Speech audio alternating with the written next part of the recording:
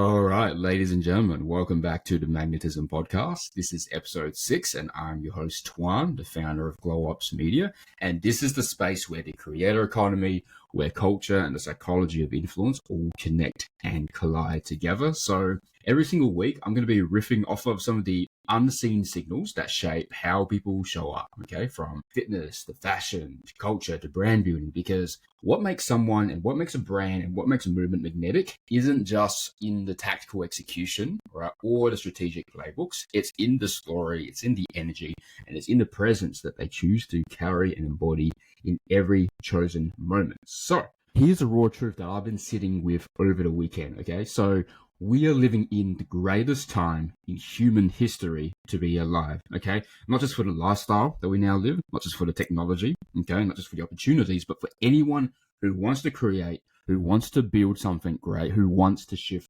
culture, okay? Yet you see the dominant narrative all over social media, all over TikTok, all over Instagram that, all you hear is we're living in a very overwhelmed, overstimulated, nervous system, dysregulated society, etc., right? All you hear is burning out, it's about healing, it's about overwhelm and too much chaos and too much inputs and like all that, yeah? Like, I get it, but I don't completely buy that either, and I say that truthfully, okay? Think about it. All those things are true. Okay, well, we are flooded with more inputs than we could ever fathom, right? In that ancestors across the last 10 lifetimes were now able to fathom that we have access to now at the touch of our fingerprints, in the palm of our hands, right? But never in history has aesthetics and creators and technology been so accessible. So a girl in Adelaide with just an iPhone can shift culture in a way that Paris fashion houses could 30 years ago. A founder with zero ad spend but the right creative collaborations can outsell legacy brands that have been around for decades, okay? So AI, UGC, social, all this technology and all these tools that our parents couldn't even imagine, couldn't even fathom, okay? And look, this isn't some motivational fluff, some motivational bullshit, right? This is cultural reality. Go back even just 20 or 30 years ago. If you wanted to launch a brand, you needed millions of dollars, right? You need venture capital backing, you need agencies, warehouses, film crews, right? You need permission from gatekeepers. But now you start with a vision. You need a vision, an iPhone, and maybe just at the start, right? One creator who resonates, one creator who gets it. Distribution is free and attention is global. I'm going to tell you a quick story. Let's look at Gymshark. Okay, so it was started by Ben Francis in 2012 out of his parents' garage in Bromsgrove in the UK. And what he was doing at the time was he was screen printing teas, right, between uni classes. But there was no venture capital backing, no millions of dollars in a war chest somewhere, right? All it started was just a vision.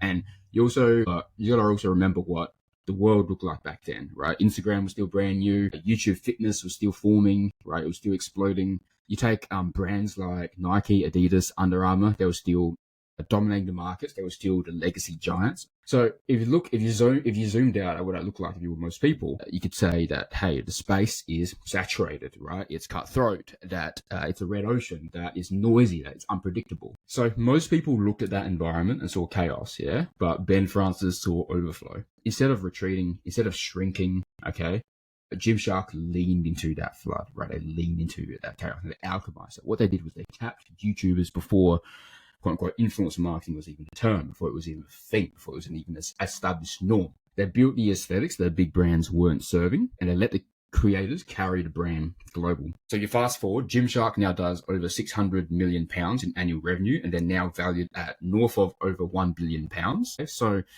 it's the same chaos, it's the same noise, it's the same saturated environment.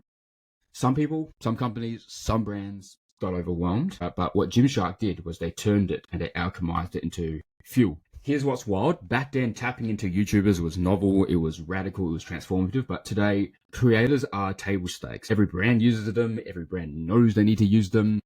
The overflow now isn't the opportunity, it's the creators themselves, because every founder knows that UGC content moves product in a way that traditional advertising, in a way that traditional video ads does not. But the landscape has shifted again. The overflow isn't the opportunity, there's the overflow of creators themselves, right? Which means that the game isn't, shouldn't we use creators anymore? But the better question to ask is, which creators, which aesthetics, and which narratives will actually cut through the noise in the marketplace. So that's the tension right now in the market. It's the chaos moment that we're sitting in today. And it's exactly why new ecosystems, new curators, and new creative studios are emerging, right? And this is the natural evolution of the State of the Union of this overflow. So tying back, when people tell me that life is overwhelming, life is stressful, my nervous system is fried, right? That there's too much chaos. I see it differently, okay? We're not in overwhelm, we're in absolute overflow. The same flood of inputs that drowns one person feeds another, okay? Your nervous system doesn't need to shrink.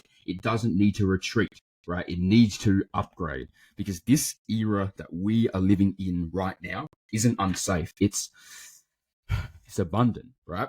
Because the real flex is metabolizing chaos into leverage, right? And when you can metabolize chaos into leverage, that's when you can shift culture, right? When you can metabolize chaos into culture, that's when your brand becomes unfucking stoppable. So here's the takeaway. Overflow is only overwhelmed if you don't know who the fuck you are, okay? So anchor your identity, and suddenly the noise becomes fuel. This era is the greatest golden ticket that humanity has ever printed. So the only question that I will leave you with, and the only question is, will you play it? Thanks for listening, and I will talk to you next week on the Magnetism podcast for episode 7. Take care.